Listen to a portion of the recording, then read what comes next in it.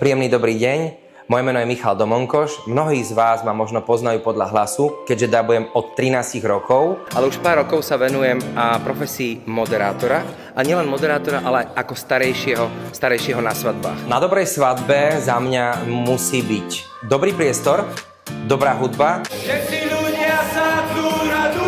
a dobrý starejší. Dievčatá, ruky hore, ako navolaj malé! Teraz! V rámci zubára musí byť dobrý zubár, dobrá klinika a výborný a ochotný prístup. Na akejkoľvek zábave je úsmev niečo, čo musím vytvárať ja ako moderátor a starejší. No a pre mňa je ten úsmev dôležitý, pretože ak by som sa usmial a mám kazy alebo ma bolia zuby, tak to nie je to práve orechové. Je tu super tým lekárov, zubárov, ktorí mi vždy vedia poradiť, povedať, čo robím dobre, čo robím zle. Smart Dental chceme, aby si sa cítili dobre a hlavne príjemne. A myslím, že práve tento ľudský prístup naši pacienti oceňujú najviac.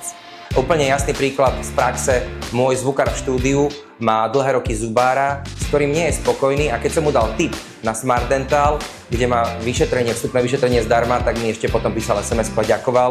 Musím naozaj úprimne povedať, že so Smart Dental som brutálne spokojný a hlavne nič ma neboli. To znamená, prídem, odchádzam vždy s úsmevom.